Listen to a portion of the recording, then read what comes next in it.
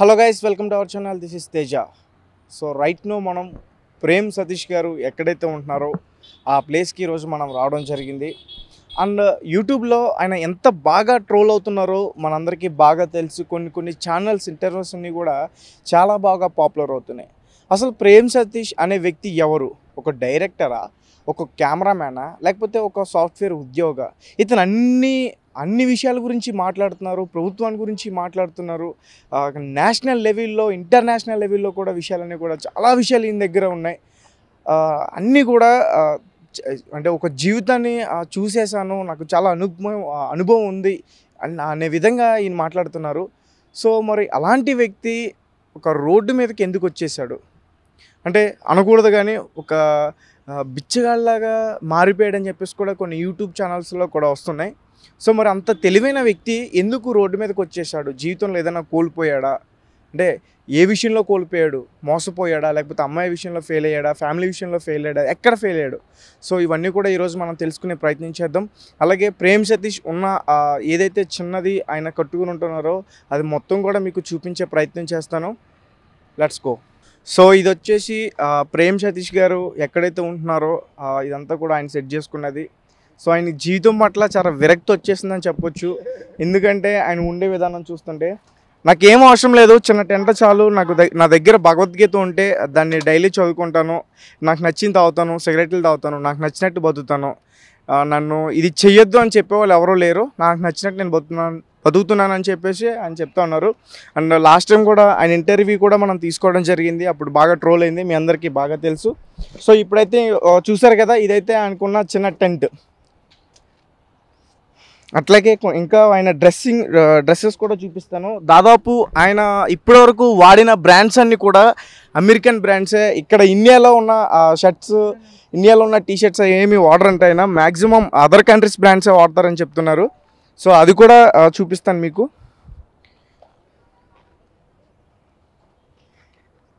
ఇంకొక విషయం ఏంటంటే ఈయన ఒక్కసారి వేసుకున్న షర్టు మళ్ళీ వేసుకోరంట, ఈ విషయం కూడా ఆయనే చెప్పారు. సో ఇప్పటి వరకు ఆయన వాడిన బ్రాండ్స్ అండి ఇవన్నీ కూడా. సో వీటి మీద బ్రాండ్ నేమ్స్ అయితే లేవు, బట్ వీటిని చూస్తుంటేనే మీకు అర్థమవుతుంది. సో ఆయనే స్వయంగా చెప్తున్నాడు, నేను మంచోడిని, అట్లా నేను ఏం చేయను, అట్లా కాకుండా నేను తాగుతాను, తిరుగుతాను. సో ఇక్కడ కొన్ని బియర్ బాటిల్స్ కూడా ఉన్నాయి. సో ఇది ఆయన ఉండే ప్లేస్. ఒకసారి టెంట్ లోపల కూడా చూపిస్తాను మీకు. సో ఇది ప్రేమ్ సతీష్ గారు. తను ఇంటర్వ్యూస్ అన్ని కంప్లీట్ చేసుకున్న తర్వాత ఇక్కడే పడుకుంటారు. సో ఆయనకు సంబంధించిన వస్తువులన్నీ కూడా ఉన్నాయి, కొన్ని బుక్స్ కూడా ఉన్నాయి. సో ఇప్పుడు ఆ బుక్స్ని మనం ముట్టుకోవడానికి పర్మిషన్ అయితే లేదు, ఆయన దగ్గర పర్మిషన్ తీసుకోవాలి అవన్నీ చూడాలంటే. అండ్ లాస్ట్ చూపి. సో నేను చెప్పాను కదా, భగవద్గీత ఆయన ఎక్కడైతే పడుకుంటారో ఆయన తలంపటే ఆయన భగవద్గీత కూడా అక్కడ పెట్టుకోవడం జరిగింది. ఆయనకి సంబంధించి ఇక్కడ కొన్ని బాటిల్స్ కూడా ఉన్నాయి. ఆ బాటిల్స్ అన్నీ కూడా దేనికి యూజ్ చేస్తారన్నది అయితే మనకు తెలీదు. సో మిగతా విషయాలన్నీ కూడా మనం ప్రేమ్ సతీష్ గారిని అడిగే ప్రయత్నం చేద్దాం. అసలు ఆయన లైఫ్ ఎక్కడ స్టార్ట్ అయింది, ఆయన కెరీర్ ఎక్కడ స్టార్ట్ అయింది, సార్ మధ్యలో ఎందుకు మీరు ఇలా అయిపోవడానికి జరిగింది, అంటే ఎవరైనా మోసం చేశారా, లేదంటే మీరే లైఫ్ కావాలంటే టర్న్ చేసుకున్నారా, ఒక మనిషిలాగా నిజమైన మనిషిలాగా బ్రతకాలని మీరు అనుకున్నారా? సో ఇవన్నీ కూడా ఆయన అడిగే ప్రయత్నం చేద్దాం. Hello guys, welcome to our channel. This is Teja. So ప్రస్తుతం అయితే మనం ప్రేమ్ సతీష్ గారి దగ్గర ఉన్నాం. నమస్తే. ద్విజ. సో లాస్ట్ టైం మీతో మాట్లాడినప్పుడు ద్విజ సౌండ్ సరిపోద్ది, ప్రేమ్ పి సతీష్ వద్దు, ద్విజ. ద్విజ అంటే ఏంటి, కొత్త నేమ్ అన్నది? అరే నేను ఫాలో అవుతలేవు తమ్ముడు. అంటే దానికి ఏదైనా అర్థం ఉందా? నాకు సంబంధం లేని మా తల్లిదండ్రులు పుట్టుకతో నేను పుట్టిన తర్వాత పెట్టిన పేరు కాకుండా కొత్త ప్రిఫిక్స్లు సఫిక్స్లు చాలా వచ్చేసినాయి. ఎందుకు ఎన్ని చిరాకు అని చెప్పి నేను ఫైనల్గా ఫిక్స్ అయ్యి ప్రేమ్ పి సతీష్. స్పెల్లింగ్ ఏంటి? ద్విజ. నా పేరు ద్విజ. ద్విజ అంటే డ్యూయల్, డ్యూయాలిటీ, టూ. జా లైఫ్, ఒక లైఫ్లో రెండు విభిన్నమైన కాంట్రాస్టింగ్ లైఫ్ స్టైల్స్ కాదు, లైఫ్స్ బతికే వాళ్ళని ద్విజ అంటారు. నేను ఫస్ట్ టైం కాదు, లాస్ట్ టైం కాదు, చాలామంది ఉన్నారు. మీకు రెఫరెన్స్కి ఎగ్జాంపుల్ చెప్పాలంటే ఒక Valmiki. Okay, is not Born as Valmiki, totally in contrast వేరే లైఫ్ బతికేసి అక్కడి నుంచి మళ్ళీ ట్రాన్స్ఫార్మ్ అయ్యి ఎవాల్వ్ అయ్యి ఇంకో లైఫ్కి వెళ్ళే వాళ్ళని ద్విజ అంటారు. నా మీరు ఇప్పటివరకు నాకు తెలిసి ఒక 100 ఛానల్స్కి పైగా ఇంటర్వ్యూస్ ఇవ్వడం జరిగింది. సో ప్రతి ఛానల్ కూడా మీ గురించి బిచ్చగాడని చెప్పేసి రాస్తుంది. సో కానీ మీరు మాట్లాడేవి ఏ చూస్తుంటే అట్లా లేదు. సో దానిపైన మీ స్పందన ఏంటి? మీరు విన్నారా ఆ వీడియోస్? ఆ వీడియోస్ గురించి ఎవరన్నా మీకు చెప్పారా? అదే అక్కడక్కడ వాళ్ళు వీళ్ళు చూసో లేదంటే ఎవరన్నా కన్సర్న్ వాళ్ళు చెప్పో నేను కొన్ని చూడటం వాళ్ళ ఫోన్లో వీళ్ళ ఫోన్లో నుంచి మొత్తానికి బెగ్గర్, హైటెక్ బెగ్గర్, ఇంకా రకరకాల thumbnails చూసా. వాటన్నిటికీ evidence, any valid data which is approved or authenticated by whatever you know designated chair says, ఏమీ లేకుండా అసలు డేటా లేకుండా గాలిలోని ఎలిగేషన్స్ చేస్తే దానికి నేను ఎట్లా, how will I be accountable? I'm responsible for my words, my acts, my deeds. I'm not accountable or responsible to answer some allegations ఎవడు పడితే వాడు ఏదైనా చేసేయచ్చు. Why will I be accountable or liable to answer? Okay. అలాగే మీ దగ్గర మీరు వాడే డ్రెస్సెస్ అన్నీ కూడా చాలా బ్రాండెడ్ ఉంటాయంట. అయితే ఏంటి అంటే దాదాపు ఒక షర్టే నియర్లీ 8,000 10,000 కాస్ట్ ఉంటుంది. అయితే ఏంటి ఎవరి డబ్బులతో కొన్నాను? ఎవరైనా అసలు ఏంటి బ్రో నాకు అర్థం కాదు. ప్రపంచంలో ఇంకెవరు అంతకంటే కాస్ట్లీ బట్టలు వేసుకోదా? కాస్ట్లీ ఏంటి? కాస్ట్లీ నా కంఫర్టు, నా రిక్వైర్మెంటు, నా కంఫర్టు, నా ప్రయారిటీ, నా ఈక్వేషన్స్ నాకేదో వర్కౌట్ అవుతుంది కదా. నేను ఎట్లా చేసుకుంటే జనాలకి ఏంటి ఇబ్బంది నాకు అర్థం కాదు. ఎందుకంటే ఇంకెవరు బట్టలు వేసుకుంటారు కాస్ట్లీగా? కాస్ట్లీ నాకు అర్థం కాదు. అంటే ఒక రోడ్డు మీదకి వచ్చేసిన తర్వాత కూడా అలాంటి బ్రాండ్స్ వాడుతున్నారంటే మీ గురించి రకరకాల కథనాలు అయితే చెప్తున్నారు బయట. సో అందుకోసం ఈ ప్రశ్న అడగడం జరిగింది. నేను ఇక్కడికి వచ్చిన తర్వాత పెద్ద షాపింగ్ చేసింది ఏం లేదు. హైదరాబాద్ వచ్చిన తర్వాత 1-2 సార్లు చేస్తుంటాను షాపింగ్ అంతే. మేబీ థాట్ ప్రాసెస్ కొంచెం కాస్ట్లీ ఏమో నాకు తెలియదు, కానీ కాస్ట్లీ థింగ్స్ కొనాలి, కాస్ట్లీ బ్రాండ్స్. నాకు బేసికలీ బ్రాండింగ్ చేయడం ఇష్టం ఉండదు. నా బట్టల పైన ఎక్కడ బ్రాండ్ కనిపించినా నాకు నచ్చదు. I pay for that quality, I pay for that comfort, not for the brand. నేను చూడండి ఏ బ్రాండ్, ఏ షర్ట్, నేను ఏ బ్రాండ్ చేస్తాను, ఏ కాస్ట్లీ షర్ట్ వేసుకుంటే నాకు కంఫర్టబుల్గా ఉంది. అది కోయిన్సిడెన్స్ దాంట్లో నచ్చిందో ఆ బ్రాండ్లో ఉండిందో కోయిన్సిడెన్స్ తప్పితే ఆ బ్రాండ్ బట్టలే వేసుకోవాలి అలాంటిది నాకేం సోకలేదు. ఓకే.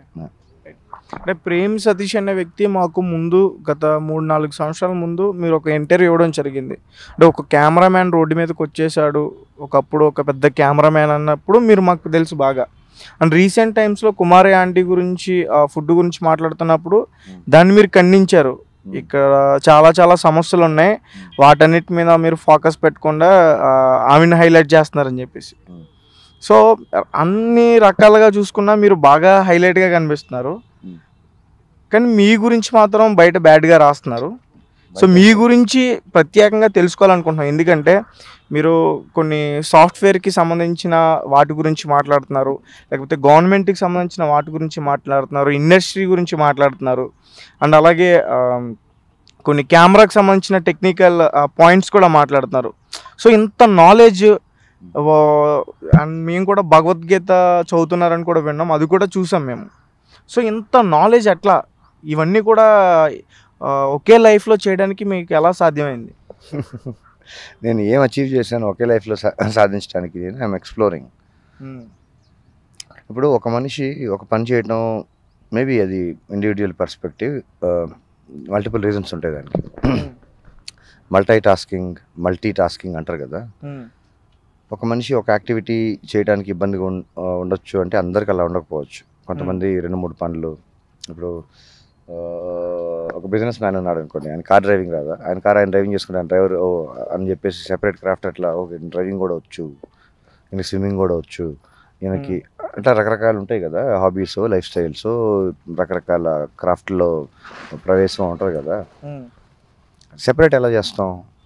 ఎవరి అవసరాలు, ఎవరి పరిస్థితులు, ఎవరి బేసికలీ అవసరాలు. Necessity is the mother of all invention. అవసరమైతేనే ఏదైనా నేర్చుకుంటారు, భాష కానీ స్కిల్ కానీ ఏదైనా. Maybe I was exploring different crafts, maybe I was exploring life, maybe I was exploring opportunities. ఆ ప్రాసెస్లో నేర్చుకోవడం జరిగింది, కానీ అది నేర్చుకోవటానికి నాకు క్యూరియాసిటీ ఏం లేదు. అక్కడ అవసరంలో నుంచి నేర్చుకోవాల్సిన పరిస్థితి, అంతే జస్టిఫికేషన్ దానికి. ఓకే. అంటే ఇక్కడ కొంతమంది సాఫ్ట్వేర్ ఉద్యోగులు కొన్ని వాళ్ళకు టెక్నికల్ ప్రాబ్లమ్స్ గురించి మీ దగ్గరకు వచ్చి డిస్కస్ చేస్తారంట. అది నిజమా అబద్ధమా మీరే చెప్పండి డైరెక్ట్గా. అంత లేదు. నాతో ఎందుకు డిస్కస్ చేస్తారు, నాకంటే ఇంకెవరు లేరా, వాళ్ళకి పని చేయడం చేత కదా. ఏదో అప్పుడప్పుడు ఒకరే ఎక్స్చేంజ్ ఒక కాన్వర్జేషన్ తప్పితే వాళ్ళు ఏదో ఇష్యూ చెప్పి నేనేదో సాల్వ్ చేసి నేనేదో అంత లేదు. Okay, right. అని ఇందాక నేను మీతో సరదా కూర్చొని మాట్లాడుతున్నప్పుడు గూగుల్ నుంచి నువ్వు కూర్చునే సంపాదించవచ్చు తమ్ముడు, నువ్వు టైం వేస్ట్ చేస్తున్నావు, నువ్వు ఇంకా యూట్యూబ్ మీద ఉన్నావు, నువ్వు గూగుల్ని సరిగ్గా హ్యాండిల్ చేస్తే నువ్వు కూర్చొని సంపాదించవచ్చు అన్నారు. సో ఆ ప్రాసెస్ ఏంటి అంటే నా ఒక్కడి గురించి కాదు, రిమైనింగ్ మా సబ్స్క్రైబర్స్ కూడా ఉన్నారు కాబట్టి ఒకసారి దాన్ని క్లారిటీగా చెప్పండి. ఒకళ్ళు యూట్యూబ్ ఛానల్ పెట్టారు, ఏదో కంటెంట్ చేశారు, మెల్లగా ఎట్లాగో రకరకాల రీజన్స్ వల్ల అది వైరల్ అయ్యింది.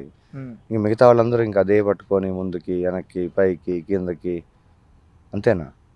కంటెంట్ క్రియేట్ చేయాలి కదా, ఒరిజినల్. అసలు ఏం క్రియేట్ చేస్తున్నారు నాకు అర్థం కావట్లేదు. ఆల్రెడీ ఉన్న రిసోర్సెస్ ఉన్న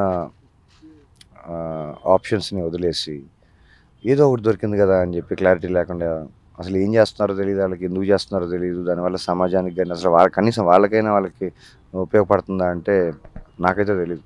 అందరి YouTube videos upload, short films, అదొకటే కాదు. Google is a bigger company. నేను అట్లాగని చెప్పి నేను బ్రాండ్ అంబాసిడర్ని కాదు, స్పోక్స్ పర్సన్ కాదు గూగుల్ నుంచి మాట్లాడటానికి, రిప్రజెంట్ చేయడానికి. నాకున్న నా ఎక్స్పీరియన్స్లో there are many ways to you know, depends అండి, ఎవరి ప్రయారిటీ వాళ్ళకు ఉంటుంది. టెక్నాలజీని ఎలా వాడతారు అన్నది ఇండివిజువల్ చాయిస్, వాళ్ళకున్న అవగాహన, వాళ్ళ పరిస్థితుల అవసరాలు కూడా వస్తాయి మళ్ళీ దాంట్లో. అలాగే గూగుల్లో చాలా ప్రోడక్ట్స్ ఉన్నాయి. For example Google Maps contributions ఒకసారి ఎక్స్ప్లోర్ చేయండి. Google will take care of people who supports or Google will not leave anybody who contributes Google, నాకు తెలిసినంతవరకు. There are many apps, many resources, just explore. కూర్చొని సంపాదించవచ్చు. ఎంతవరకు సంపాదించవచ్చు అన్న? Depends ఎంత కాంట్రిబ్యూషను, అది ఏ app. For example Google Maps కాంట్రిబ్యూషన్లో అంటే వాళ్ళు పాయింట్స్ తోటి క్యాలిక్యులేట్ చేసి 7 లెవెల్స్ 9 లెవెల్స్ ఉంటాయి. డిపెండ్స్.